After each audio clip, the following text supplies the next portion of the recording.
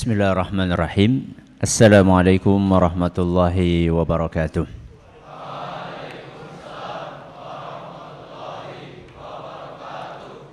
Alhamdulillahi rabbil alamin.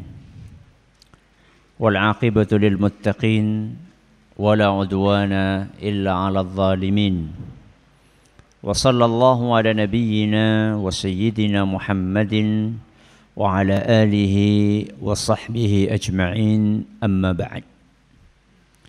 Yang kami hormati Bapak Kepala Sekolah SMK 3 yang mudah-mudahan senantiasa dirahmati oleh Allah Azza wa Jalla,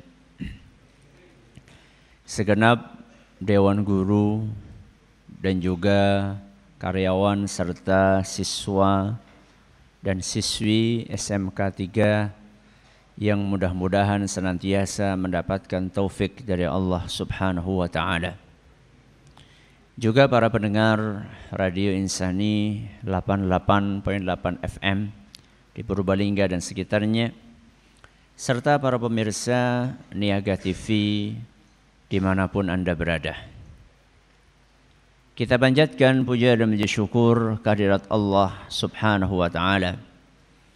Pada hari yang penuh berkah ini, kita masih kembali diberi kekuatan, kesehatan, hidayah serta taufik dari Allah Jalla wa'ala, sehingga kita bisa menghadiri acara pengajian rutin di Masjid Ar-Ridha. Kita berharap mudah-mudahan Allah Subhanahu wa Ta'ala berkenan untuk meridhoi kita semuanya. Salawat dan salam semoga senantiasa tercurahkan kepada junjungan kita Nabi besar Muhammad sallallahu alaihi wasallam, kepada keluarganya, sahabatnya dan umatnya yang setia mengikuti tuntunannya hingga di akhir nanti. Para hadirin dan hadirat sekalian yang kami hormati dan juga segenap pendengar serta pemirsa yang mudah-mudahan diberkahi oleh Allah. Pernah mengalami mati lampu? Pernah? Pernah atau sering? Sering. Sebentar apa lama? Lama. Apa yang Anda rasakan ketika mati lampu? Ya pastilah gelap. Kalau terang ya bukan mati lampu. Tapi yang dirasakan oleh seseorang ketika mati lampu adalah bingung. Tidak tahu arah. Begitu mati lampu, pet. Itu sampai kita ini tidak tahu mana selatan, mana utara, mana timur, mana barat. Terutama begitu mati langsung, sesaat setelah mati lampu itu, barang yang terdekat dengan kita pun kita tidak tahu ini apa. Sehingga saking bingungnya kita tidak bisa membedakan mana makanan, mana kotoran. Ya. Kita tidak bisa membedakan mana gula, mana garam. Kita tidak bisa membedakan mana kopi, mana gandum, ya, terigu. Sehingga pengen bikin wedang kopi jadinya wedang terigu. Saking apanya? Saking bingungnya. Ketika kita akan jalan pun kita berusaha sepelan mungkin, hati-hati karena takut nabrak. Gerayap-gerayap ya, supaya tidak nabrak tembok atau nabrak meja ya. Apa keinginan terbesar kita ketika mati lampu? Nyala. Kita membutuhkan cahaya walaupun cuma secercah, walaupun cuma sedikit, sehingga yang kita cari saat itu adalah barang-barang yang bisa menghasilkan cahaya walaupun cahaya itu kecil. Apa yang kita cari biasanya? Senter. Kalau nggak ketemu lilin, kalau nggak ketemu korek, kalau nggak ketemu HP. Petromak udah nggak ada ya. Pokoknya apapun yang kita cari yang penting ada cahaya. Ini menunjukkan apa?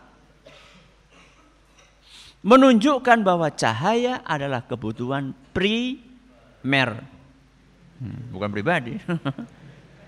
Cahaya adalah kebutuhan primer. Bukan kebutuhan sekunder.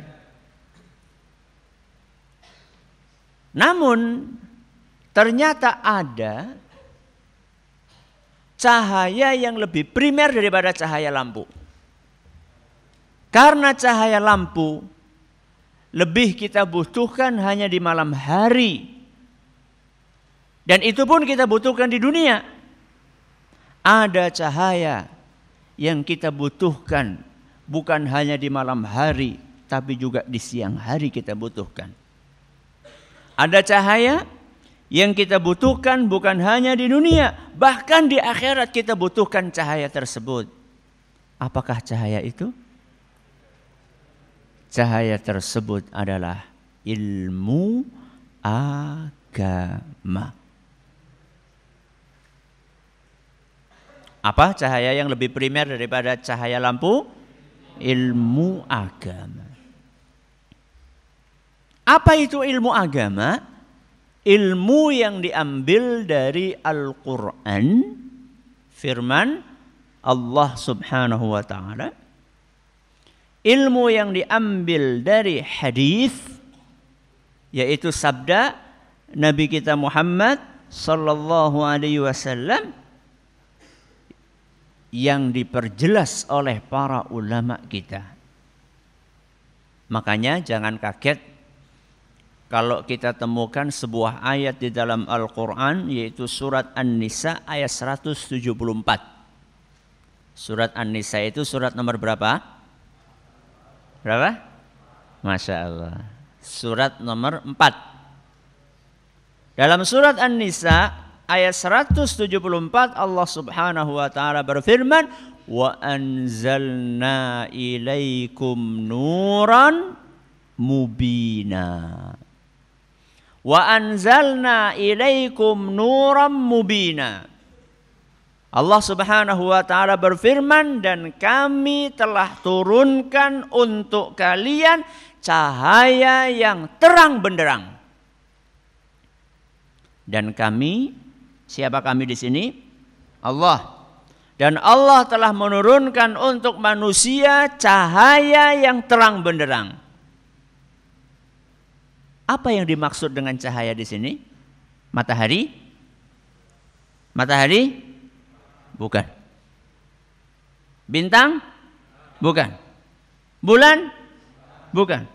PLN? Bukan. Terus apa yang Allah turunkan cahaya tersebut? Imam At-Tabari, ulama tafsir terkenal itu, mengatakan bahwa yang dimaksud dengan cahaya yang terang benderang dalam ayat yang barusan kita dengar adalah Al-Quran. Dan kami telah turunkan Al-Quran untuk kalian.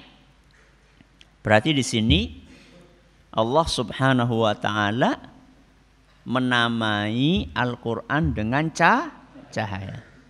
Siapa yang punya Al-Quran angkat tangan? Masya Allah. Nggak ada yang nggak punya? Alhamdulillah. Ketika mati lampu, Al-Quran ini murup apa ora? Nyala nggak? Katanya cahaya terang benderang. Apa coba? Siapa yang kira-kira bisa menjelaskan apa maksudnya Al-Quran itu cahaya? Nah, sekarang sebelum dijawab, cahaya itu fungsinya apa? Menerangi. Supaya tahu arah, supaya tahu jalan. Ketika orang dia punya Al-Quran, bukan cuma punya ya, tapi dia baca, bukan cuma dibaca ya, tapi dia pahami, bukan cuma dipahami ya, tapi diamalkan.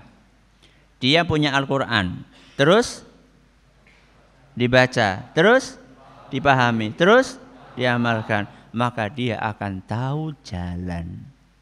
Itu maksudnya. Orang kok Al-Qur'annya jadi apa? Murub. Ya. Kalau kayak itu nggak usah pasang listrik di rumah, cukup punya Al-Qur'an. Maksudnya ketika orang punya Al-Quran, kemudian dia baca, dia fahami, dia amalkan, dia akan tahu mana jalan yang seharusnya dia titi, mana jalan yang seharusnya dia tempuh, sehingga dia tidak mudah terjerumus kepada perangkap-perangkap yang disebar oleh setan di muka bumi ini. Sehingga ilmu agama yang bersumber dari apa tadi? Al-Quran, dari hadis Rasul SAW berikut keterangan para ulama, itu adalah merupakan cahaya. Sehingga ilmu agama adalah kebutuhan primer. Ya. Bahkan kata Imam Ahmad bin Hanbal rahimahullah, bahwa ilmu agama itu lebih primer daripada makan dan minum. Masya Allah. Ilmu agama lebih primer daripada makan dan minum. Kenapa? Karena makan dan minum sehari paling berapa kali? 3 kali. Dalam sehari kita membutuhkan makan dan minum 3 kali. Makan apa? Pagi makan, siang makan, malam apa sore? Di sini malam apa sore? Malam. Jam berapa? Masya Allah. Berarti kalau pas lagi pengajian di Masjid Agung mundur makannya gitu? Masya Allah. Bagus. Makan pagi, makan siang, makan malam. Berarti cuma berapa kali? 3 kali. Kalau ilmu agama kita butuhkan berapa kali dalam sehari? Setiap saat. Enggak ada ceritanya orang bangun tidur langsung goleti seroto. Ada? Walaupun dia itu maniak soto. Maniak itu apa? Pencinta berat soto. Walaupun dia itu hobinya makan soto, enggak ada orang cerita baru bangun tidur seroto nanti. Tidak ada. Begitu bangun tidur yang dibutuhkan ilmu. Ilmu apa? Doa bangun tidur. Apa coba doanya?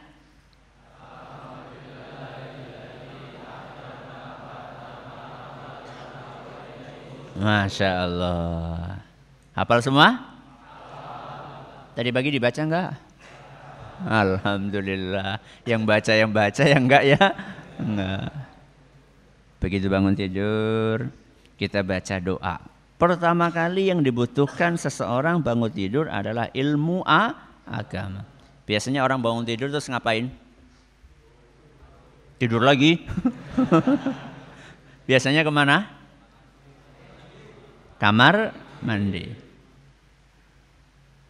Mau masuk kamar mandi butuh ilmu enggak? Ilmu apa? Doa masuk kamar mandi. Apa doanya?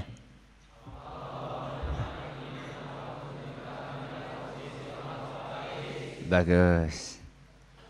Udah ya. Ketika akan masuk butuh doa, butuh apa? Ilmu lagi? Ilmu apa? Nah, mana kaki yang didahulukan? Sudah masuk kamar mandi. Di dalam kamar mandi butuh ilmu agama? Buat apa? Jongkok butuh ilmu agama? Butuh? Butuh. Loh buat apa Ustaz? Apa ada jongkok yang syar'i, ada yang tidak syar'i gitu?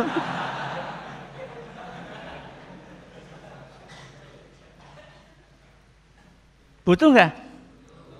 Untuk apa? Jongkoknya menghadap kemana? Betul?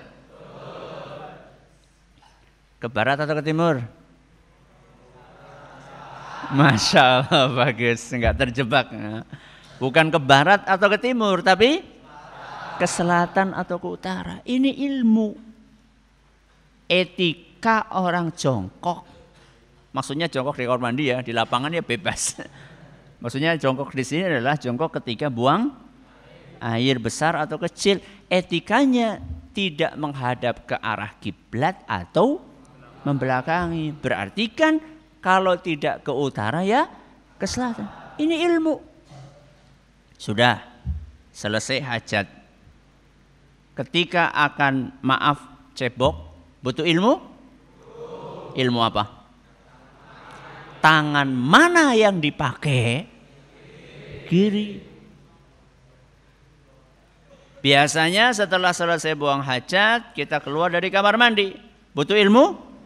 Butuh. Apa?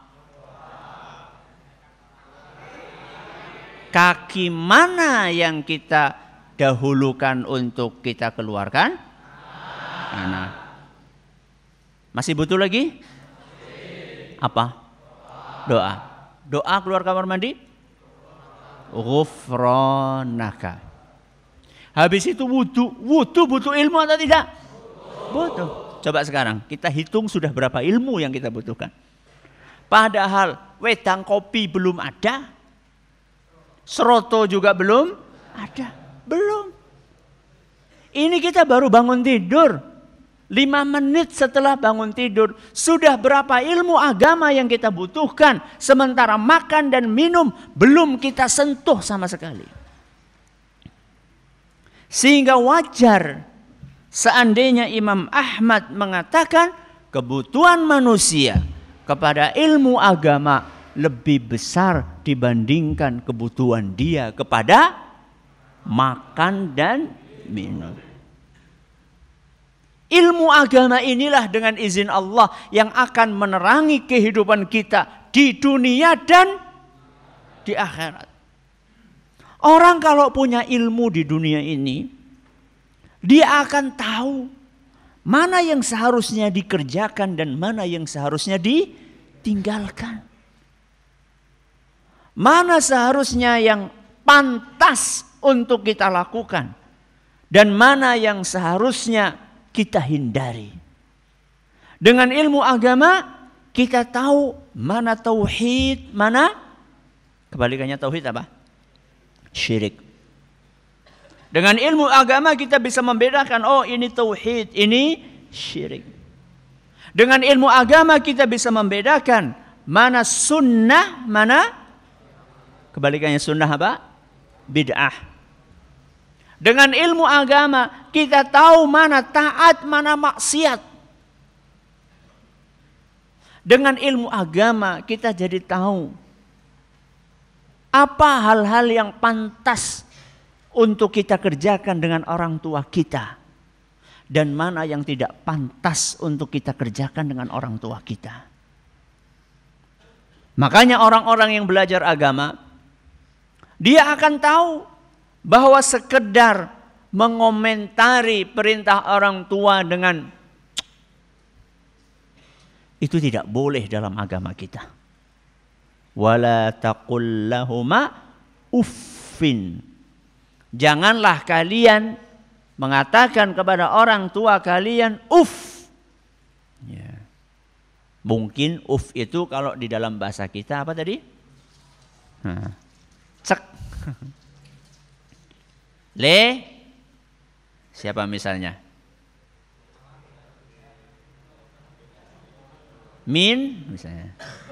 Min di sini bisa amin, bisa mimin, ya.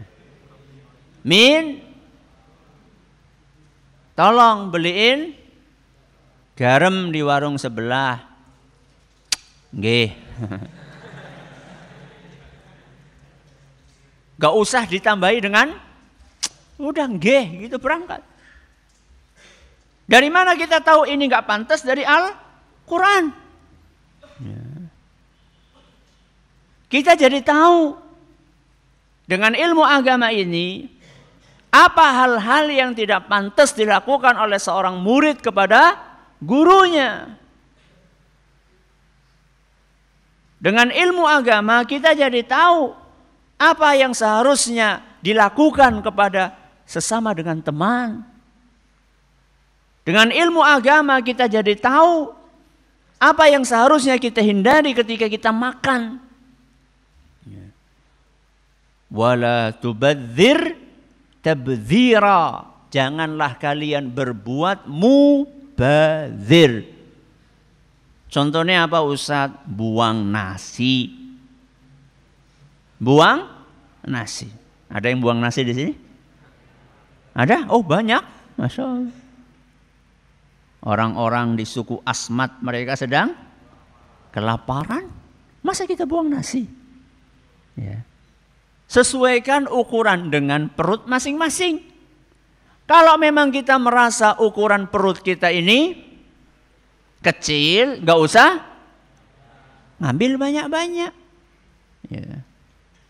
Kalau kita tahu ukuran perut kita besar, maka ambil secukupnya sesuai dengan ukuran perut kita. Ustaz, saya secukupnya serinjing. Aduh, repot gue. Itu namanya bukan secukupnya, itu namanya serakusnya. Ya.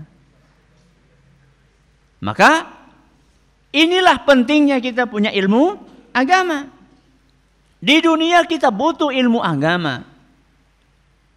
Ketika kita akan mati pun butuh ilmu agama. Saat detik-detik sakaratul maut, ilmu agama sangat menentukan.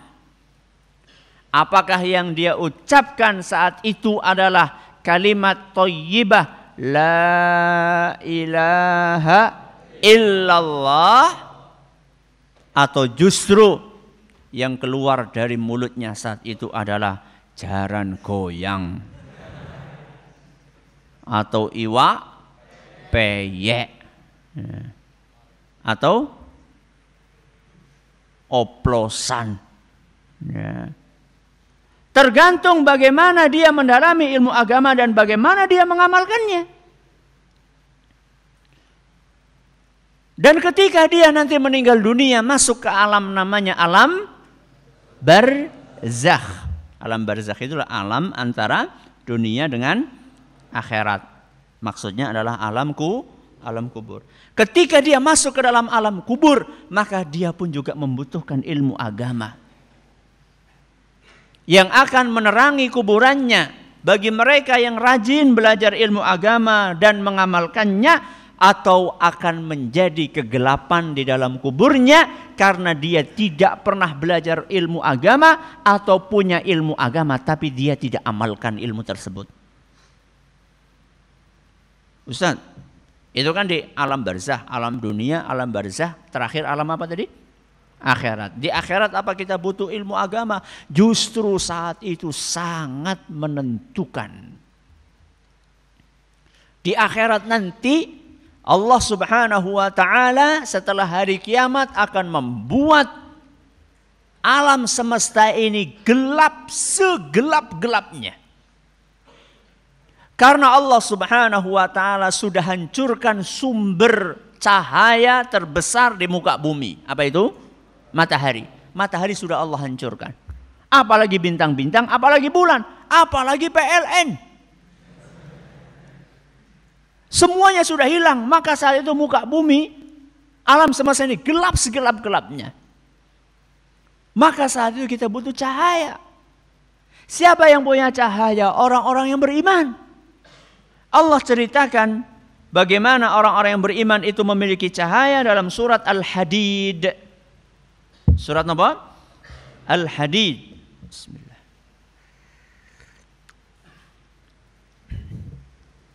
Ayatnya ayat nomor 12. Siapa yang tahu surat Al-Hadid surat nomor berapa? Yang bisa jawab dapat hadiah. Hadiahnya minta sama Pak Guru. Surat Al-Hadid surat nomor berapa? Berapa? Hah?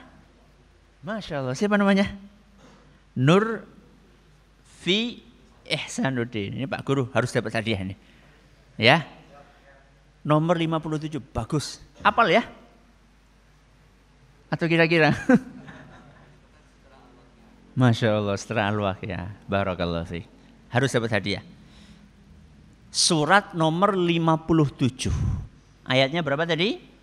12. Allah Subhanahu wa taala berfirman, "Yauma taral mu'minina wal mu'minati yas'a nuruhum baina aydihim wa bi aymanihim." Pada hari kiamat nanti kalian akan menyaksikan kaum mukminin dan kaum mukminat. Mereka akan diberi oleh Allah Subhanahu wa taala cahaya yang bersinar di depannya dan di samping kanannya. Di mananya? Di depannya dan di samping kanannya. Baina aidihim wa bi aimanihim. Cahaya inilah yang kemudian akan membimbing dia kemana jalan yang seharusnya dia titi. Tadi kan gelap banget, gak ada cahaya sedikit pun. Kalau di dunia mati lampu, salah jalan, paling kecemplung, ya aja sumur, kecemplung, kalen, ya, kejeglong.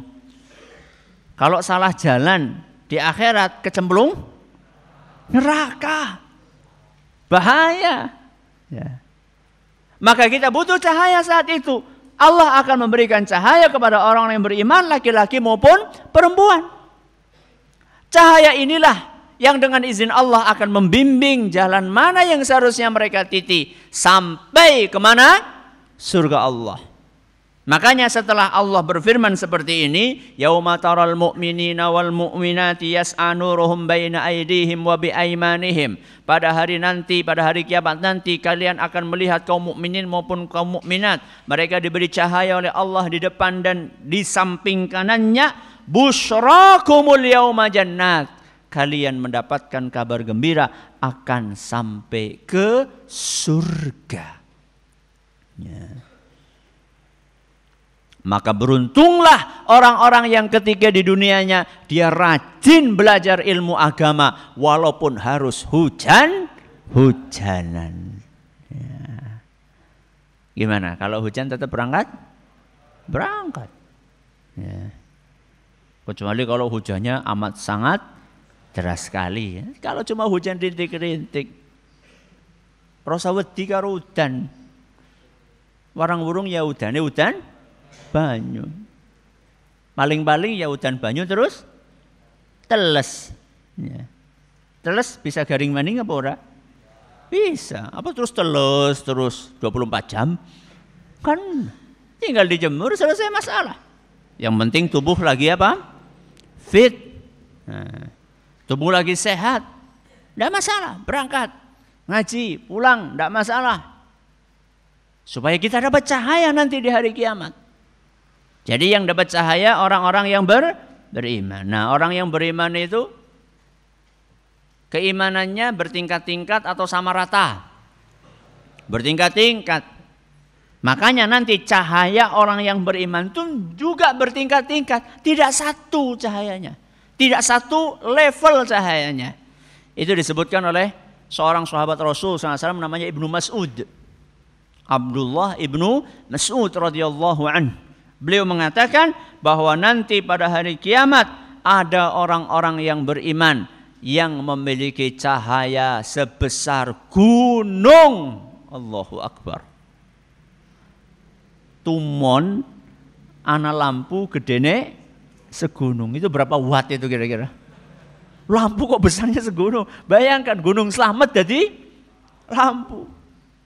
Ada orang yang beriman yang nanti pada hari kiamat lampu atau cahaya yang Allah berikan kepada dia sebesar gunung. Sehingga bukan hanya menerangi dirinya, tapi juga menerangi orang lain. Dian Sepurbalingga, Dian. Oh, bukannya Sepurbalingga. mungkin se-Jawa Tengah bisa menikmati lampu tersebut. Ini salah satu di antara orang yang beriman mendapatkan cahaya sebesar gunung. Kemudian kata beliau, ada juga yang cahayanya sebesar pohon kurma. Pernah lihat pohon kurma? Di mana? Ya kira-kira kalau di Indonesia yang mandan mirip kelapa lah. Ya kelapa sawit, ya kelapa. Ya. Aren, mirip-mirip gitulah. Pohon kurma. Ya, bayangkan ada lampu gedenya sewit kelapa. Kemudian kata beliau, dan ada orang yang cahayanya seperti manusia yang sedang berdiri. Antum berdiri, janggeleng, kemudian jadi lampu. Ini level yang ketiga. Yang pertama apa tadi? Seperti gunung. Yang kedua, pohon kurma. Yang ketiga, seperti manusia. Dan yang terakhir kata beliau, ada yang cahayanya sebesar jempol. Sebesar apa? Jempol. Kadang murup, kadang mati. Kadang nyala, kadang mati. Bayangkan, bisa jempol, kadang murup, kadang mati. Nah lagi mati kepada Ustaz, mandek. Ya. Ini kira-kira yang seperti apa ya? Wallahu alam. Mungkin sing kadang sholat, kadang oral, kadang ngaji, kadang bebeh. Ya. Maka inilah yang sangat menentukan nasib kita nanti di akhirat. Sebanyak apa ilmu agama yang kita miliki, bukan hanya dimiliki, tapi juga sebanyak apa ilmu agama yang kita amalkan. Mudah-mudahan bermanfaat buat kita semuanya. Silahkan, masih ada waktu untuk tanya jawab. Kalau ada yang ingin bertanya bisa disampaikan pertanyaannya. Wallahu a'lam bishawab. Silahkan.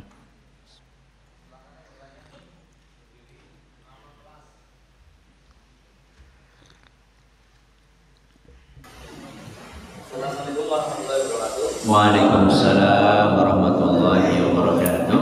Nama saya perwakilan dari kelas 12 SMA. Saya mau tanyakan tadi katanya ilmu itu diamalkan. Sedangkan dalam surat Al-Baqarah yang artinya janganlah kamu menyuruh orang lain mengerjakan kebajikan. Sedangkan kamu merupakan diri sendiri. Apabila kamu bersikap jauh, sedangkan kamu muslim. Terima kasih atas pertanyaannya. Waalaikumsalam warahmatullahi wabarakatuh.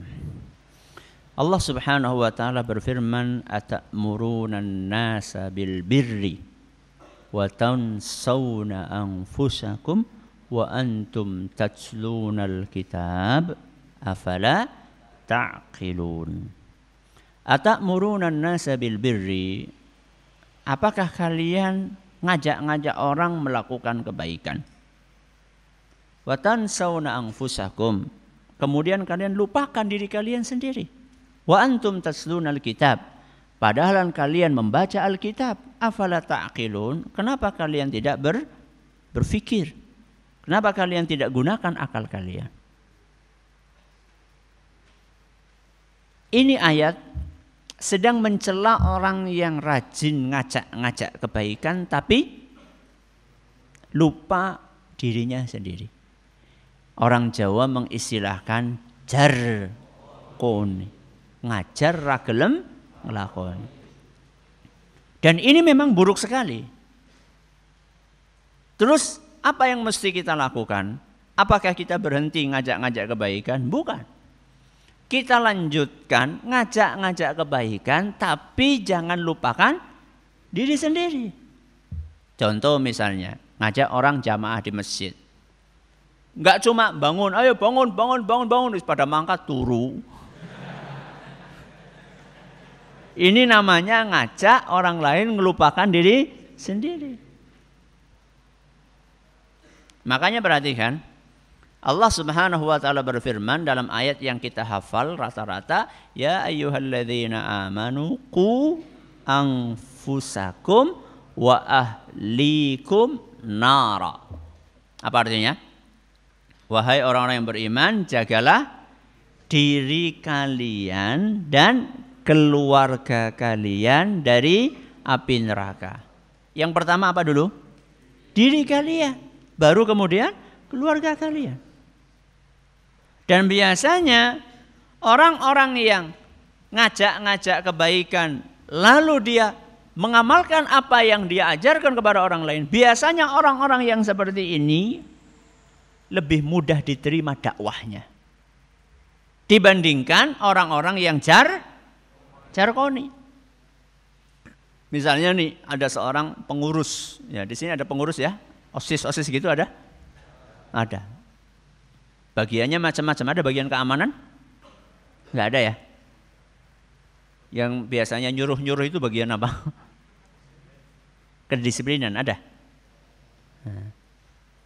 Ketika dia ngajak-ngajak orang lain, teman-temannya untuk berangkat ngaji, untuk menunaikan sholat 5 waktu, kemudian dia menjadi contoh, dia ngajak dan dia berada di shaf yang pertama, maka teman-temannya pun akan respect kepada dia.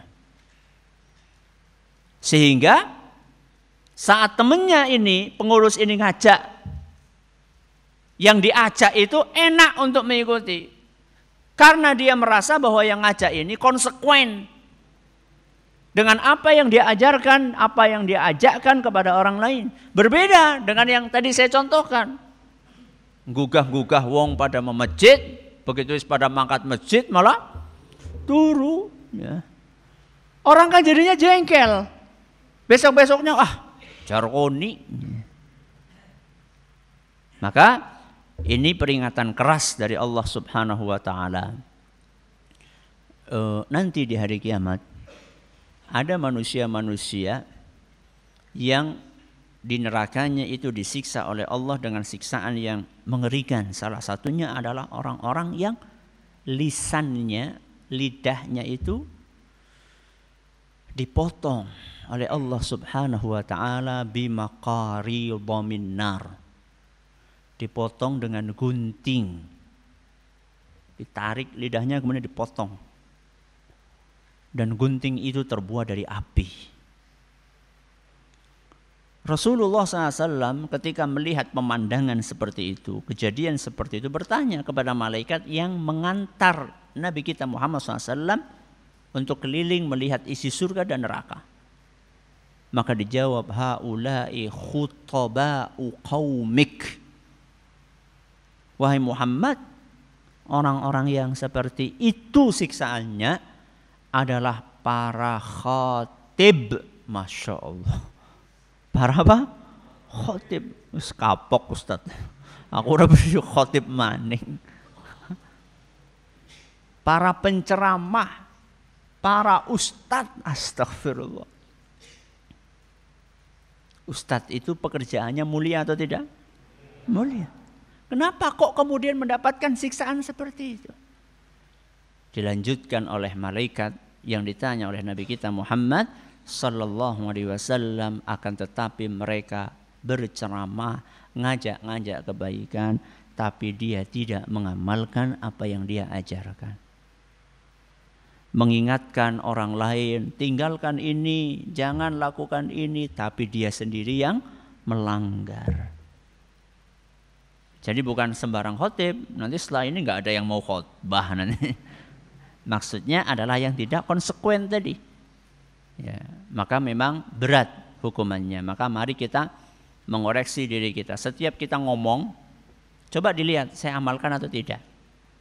Makanya seorang khatib biasanya mengatakan usikum wa iyaya.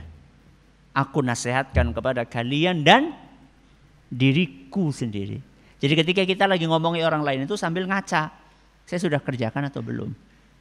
Jadi jangan sampai kita cuma mikirin orang tapi kita lupa diri sendiri. Ya, ada yang lain?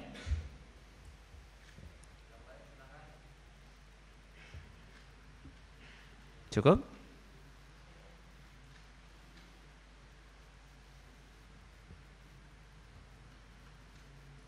Pas? Terima kasih. Alhamdulillah. Ini yang dapat kami sampaikan. Terima kasih atas perhatiannya. Mohon atas segala kurangannya. Mari kita tutup dengan membaca Subhanakallahumma wa bihamdika asyhadu an la ilaha illa anta astaghfiruka wa atubu ilaik. Wassalamualaikum warahmatullahi wabarakatuh.